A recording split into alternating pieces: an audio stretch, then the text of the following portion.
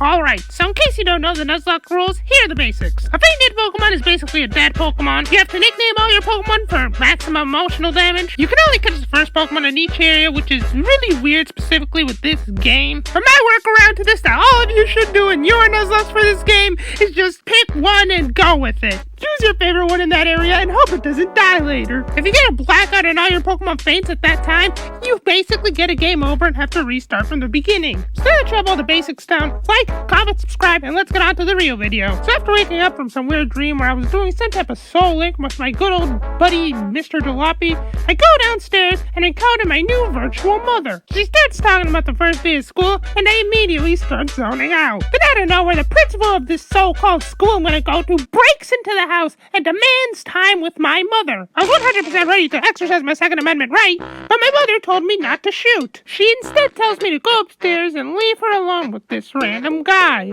I take one step up the stairs and immediately come back down, and their so-called conversation is magically over. My virtual mother glares at me as the principal starts talking about how I need Pokemon and takes us outside. He gives me the options of a duck, a weed cat, or an Among Us character. And since this so-called principal does not know the principle of patience, instead of waiting, he just goes home. But since he basically lives down the street, it's not that big of a deal and I just have to walk to his house now. But before I'm able to leave, my mother decides to give me a phone. She tells me to only use for educational purposes, so naturally the first thing I do is download Twitter on it. The amount of things you can learn about the human mind here is absolutely wild. Once I arrive at Principal Clavel's house, I meet a girl called Nimona. She immediately asks to be my friend, and I politely refuse. But since nobody knows the concept of friendship in this world, she just decides she's gonna be my friend anyway. But then after all this, I'm finally able to choose my starter. I choose Quaxly and name it Ducky Momo, short for Ducky Duck, Ducky Momo. But sadly, the full thing didn't fit. And yes, that is what she said in case you were asking. Nimona, a person who already has Pokemon, still wants to choose a starter. I scoff at this idea since the principal wouldn't give a starter to someone who already has Pokemon. But alas, I've made a severe and continuous lapse in my judgment. And the principal ends up giving Nimona the choice of the two Pokemon I did not pick. She chooses Fuecoco and immediately shows me how smooth a brain she actually is, as the thing she immediately proceeds to do is to challenge me to a Pokemon battle. So we go over to the beach to square up,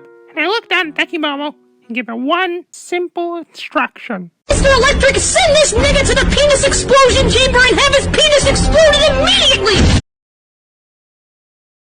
Principal then comes over, slaps Mona back into reality, and hacks my phone. He deletes Twitter for some really weird unknown reason. Then he tells Mona to direct me to the school. As we leave his house, we encounter my mother who throws money and a singular piece of bread at my face. She scolds me for downloading Twitter.com and weirdly enough goes into the principal's house. Mona then tells him that we're gonna walk all the way to school because apparently public transit is not a thing in this world. We go to an area and Nimona forces me at gunpoint to catch a Lechonk. But since now I have some Pokeballs, I decide to release the Lechonk and choose what my first Pokemon other than my starter is going to be in this Nuzlocke. Cause guess what, Nimona? You're not the only one with a gun. I catch a fledgling which I name Hank Hill, and then randomly hear some weird loud noise. I assume it's the cops coming after Nimona after she violently assaulted me, but to my disappointment, I just find out it's some random big dog surrounded by a bunch of other small dogs at the bottom of a cliff. Nimona tells me I should help the dog, but since I don't want to, she pushes me down and forces me to do it anyway. I give the purple dog a piece of bread, and with that, it decides to become my friend. It gets up,